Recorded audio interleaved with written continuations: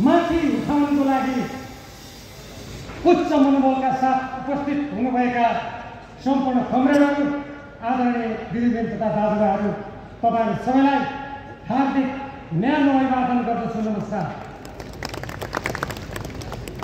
म जहाज अलिकति ढिलो पुगेँ, तर सुदूरपश्चिमको धनगढीबाट दाङ जिल्लाको देउपुरी सदरमुकामको नौहीबाट तपाईहरुलाई नेपाली कम्युनिस्ट पार्टीको विजयको सन्देश, यसको चाहे त्यो निर्वाचनको मोर्चामा होस्, चाहे त्यो राजनीतिका कुनै पनि मोर्चामा होस्, यसको सफलताको सन्देश लिएर म तपाईहरुको सामु उपस्थित भएको छु। हामीले 6 सालदेखि कम्युनिस्ट पार्टी बनायौं। जुन बेला नेपाल कम्युनिस्ट पार्टी थियो, हामीले सोच्यौं 2051-52 मा त कम्युनिस्ट पार्टी नभएकोमा के गर्यो र, तर त्यो नेकपाले अब यसको यात्रा गर्ने छ, जहाँ यो देशको शिर झुक्ने छैन, नेपाली जनताको समृद्धिको यात्रालाई कसैले रोक्ने छैन।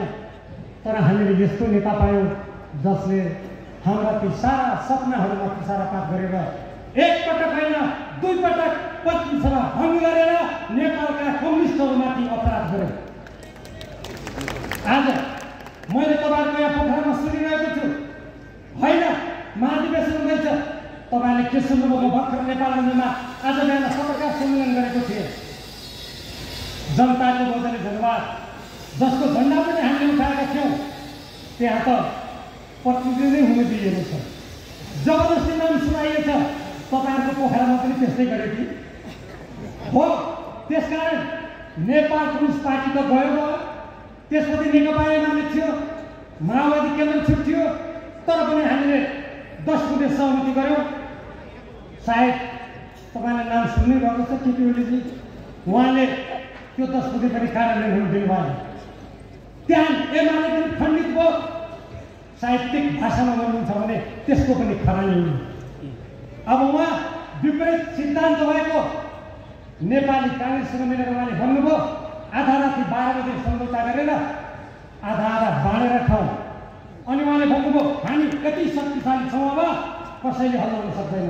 मैले भनेको थिएँ तपाईको यही ताला, यही दम्भ, यही अहंकार, यही कुशासन हो भने त्यो 84 मिसन 84 होइन, पतन 84 को प्रतीक्षा गर्नुहोस् भनेर मैले भनेको थिएँ। मैले घमण्ड त गर्नु हुँदैन, भविष्यवाणी त ठ्याक्कैको मिलेछ। अब त्यसपछि हेर्नुहोस्, त्यो पार्टी त खरानी भयो। हाम्रो व्यवस्थापिका, न्यायपालिका, कार्यपालिकाका हाम्रा केन्द्रहरू, हाम्रा दस्तावेजहरू, हाम्रा स्वाधीनताका प्रतीकहरू जति बेला आगोमा जलिरहेको थिए, देशको प्रधानमन्त्रीले न राष्ट्रिय सुरक्षा परिषदको बैठक बोलाए, न केन्द्रीय सुरक्षा समितिको बैठक बोलाए। बालुवाटारको त्यो भवनमा सुरक्षाकर्मीहरूलाई म पद छोड्दिनँ भनेर अडिरहनु भयो।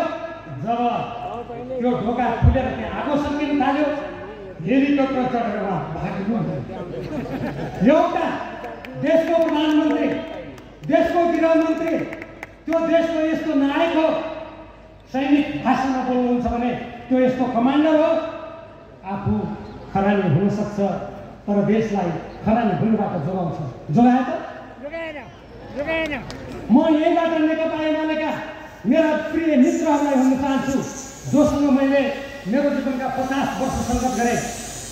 कमरेडहरू, तपाईहरु अब के को खरानी बस्नलाई प्रतिनिधि हुनुबाट रोकिरहनु भएको छ? तपाईले नेपाल कम्युनिस्ट पार्टीको धन्य 2 तिहाईको खरानी बस्नुभयो, नेकपा एमालेको खरानी बस्नुभयो, हाम्रा ऐतिहासिक धरोहर जलाएर खरानी बस्नुभयो। अब के को खरानी बस्नु बाँकी छ? म यहीबाट उहाँलाई विनम्रताका साथ प्रश्न गर्न चाहन्छु, हामी किन नेपाली कम्युनिस्ट पार्टी बनायौं? यो देशको राष्ट्रिय सुरक्षा, स्वाधीनता, कूटनीति, अर्थनीति, संस्कृति, विकास र अहिले हाम्रा नवयुवाहरू दिनदिनै चाहिँ छोडेर गएका छन्। 1 करोड मानिसहरू विदेशमा पलायन हुने कुरा, हाम्रो बौद्धिकता पलायन हुने कुरा तपाईँलाई कस्तो लाग्छ? यो कम दुःखद कुरा हो। अनि एमाले शक्तिशाली सरकार आएपछि हेर्नु भनेको त के हेर्ने खरानी हेर्ने प्रधानमन्त्री भागेको हेर्ने कि त्यो शक्तिशाली धराशायी गएको हेर्ने पोखराका जनताले के हेर्ने अब हेर्ने के हो त यस्तो देशलाई दुर्दाम यस्तो विषम स्थितिमा धकेल्ने कुराको इतिहासबाट पाठ सिकेर अब हेर्ने हो नेपाली कम्युनिस्ट पार्टीको मूल धारा अब अगाडि बढ्ने हो। हामी अहिले बाटो हुँदै गएको कृषिमा परिवर्तन गर्न चाहन्छौँ। 2 दिन पनि नटिकेको राष्ट्रिय सुरक्षालाई त्यो सामान्य आन्दोलनमा मात्र होइन हाम्रा असुरक्षित सिमानामा समेत कसैले आँखा गाड्छ भने यो राष्ट्रको सुरक्षाको लागि जस्तालाई तस्तै दिने राष्ट्रिय सुरक्षा बनाउन चाहन्छौँ। कहिले कैसेको अगाडि नझुक्ने नेपालीहरू अङ्ग्रेजको विश्वमा शक्ति र साम्राज्य हुँदा पनि हामी सबैलाई थाहा छैन हाम्रा पुर्खाहरूको शिर झुकेन नेपालीको शिर निहुरेन। तर गुन्डुबाट महाधिवेशन भक्तपुर पुर्याउने महोदयको शासनमा नेपालीको शिर झुक्यो नेपालीको आत्मा गयो नेपालका धरोहरहरू नष्ट भयो। मलाई लागेको थियो यस्तो राष्ट्रले क्षति बेहोरिसकेपछि यस्तै मञ्चमा आउन नसके वक्तव्यबाट नेपाली जनताका सामु आत्मालोचना गरेर माफी मागेर मैले सन्यास लिएँ भन्ने आवाज आउला भनेको त मै हुँ मैले गल्ती गरेको मैले सोच्ने वा त्यो त इतिहासका पानामा लेखिने छ। त्यसकारण हामीहरू अब विगतका हामीले जे जति कमी गऱ्यौँ जे जति गल्ती गऱ्यौँ मलाई विश्वास छ यो पङ्क्तिमा बस्ने हाम्रो नेतृत्वले हामीहरू सबैले अब सम्पूर्ण जनतालाई भन्नुपर्छ नेपालको कम्युनिस्ट पार्टीले दलाल लोकशाही पुँजीबाट मुक्त नेपाल स्वाधीनता बलियो भएको नेपाल कहिले शिर नझुक्ने नेपाल जलस्रोत प्राकृतिक साधन स्रोत र मेहनती जनता भएको यो नेपाललाई दृढतापूर्वक अगाडि बढाउन विगतका सम्पूर्ण कमजोरीबाट पाठ सिकेर अब हामी पाइला चाल्नेछौँ। विगतमा हाम्रा पाइलाहरू कतै हामी हिलोमा टेकेको हुन सक्दछ कतै हामीले गल्ती गरेको हुन सक्दछ।